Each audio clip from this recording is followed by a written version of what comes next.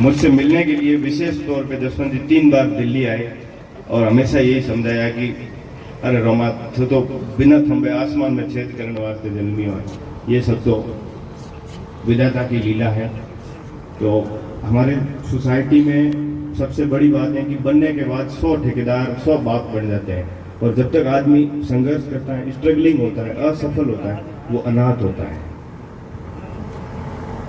सफलता के 100 बाप, असफलताएं अनाथ होती है। तो जितने भी आप युवा लोग हैं उनको मैं यही कहूँगा, किसी प्रकार से किसी से निराश होने की जरूरत नहीं है। और कोई व्यक्ति आपको ठोकर मारेगा, बेइज्जत करेगा, जलील करेगा ब्याह में, शादी में, उसको अपने मेडल समझना है कि ये हमारे लिए सम्मान है, अवार्ड है, और उसको अपनी शक्ति बनानी, तो गाड़ी पार हो जाएगी।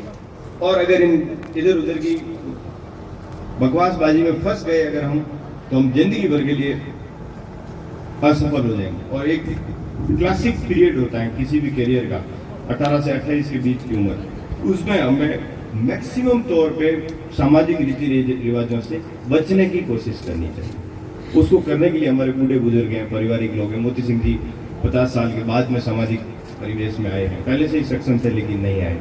अब इनके पास फ्री समय है समाज सेवा करने का। राहुल साहब रिटायर होकर बढ़िया समाज की सेवा कर रहे हैं, पूरे जगत चावे हो गए। लेकिन ये 20-22 साल का बच्चे को कहीं भी किसी विश्वविद्यालय में जाके ज़्यादा नेतागिरी करने का शौक नहीं चढ़ना है, मुझे ऐसा लगता है। उसको अपना बढ़िया पढ़ाई पे, करियर पे ध्यान देना चाहिए। और एक जीवन में सबसे बड़ी चीज़ है वो है नैतिकता, जो जिसको हम इंग्लिश में एथिक्स कहते हैं।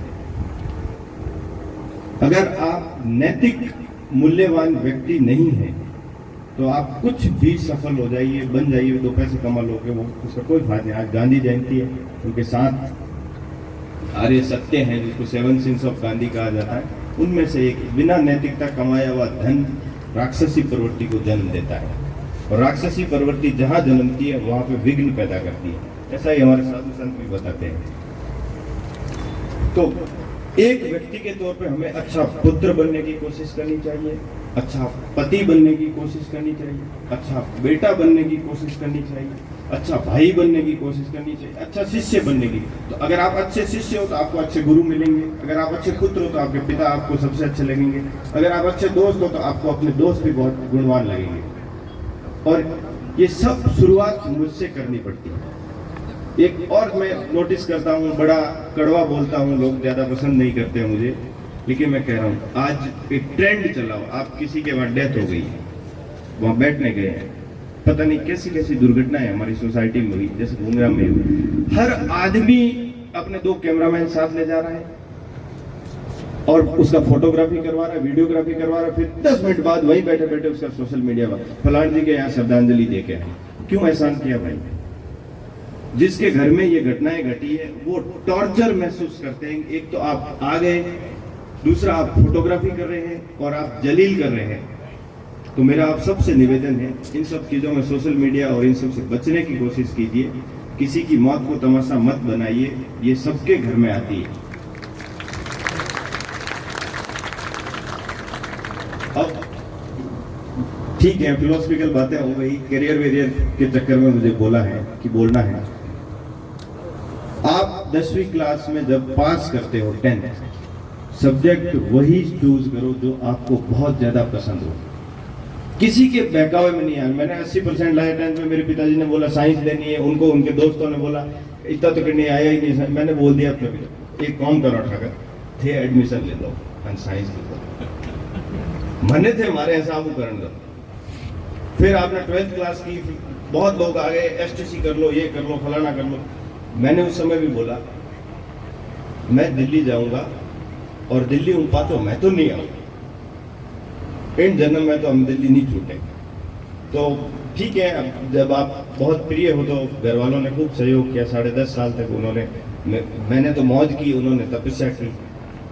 ठीक है, उस समय कॉलेज कहाँ जाना है ये मैंने तय किया। मेरे पास एक ऑप्शन था, एसटीसी करो, टीचर लग जाओ, आज 5-7 साल की सर्विस होती।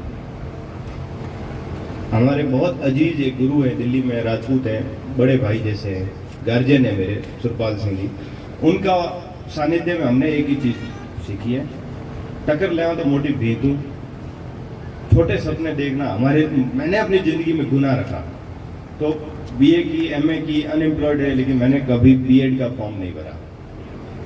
सीधा सीधा एक ही मकसद था, या तो सिविल सर्वेंट बन जाओ अगर नौकरी सरकारी करनी ही है तो, और अगर नहीं होते हो तो दिल्ली विश्वविद्यालय में टीचर बनो। मेरे को जोधपुर यूनिवर्सिटी भी छोटी दिखी।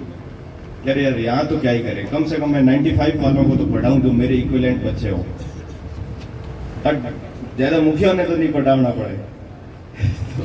तो मैं जिन बच्चों को पढ़ाता हूँ उसमें चाहे किसी कैटेगरी से उसका एडमिशन हो, Moti Singh ji very well aware है, वो 95% वाला मिनिमम है, उससे नीचे कोई नहीं है।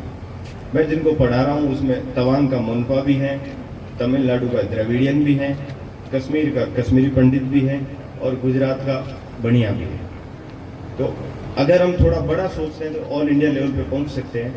कोई बड़ी उसमें मुश्किल चीज़ें नहीं है, और छोटा छोटा जीवन में खुशियाँ मिलते रहनी चाहिए। आप बीए में अच्छे मार्क्स ले आए, नेट कर लो, एमए कर लो, नेट करो, अच्छी यूनिवर्सिटी से पढ़ो, कोई छोटा मोटा एग्जाम मुझसे मिलने के लिए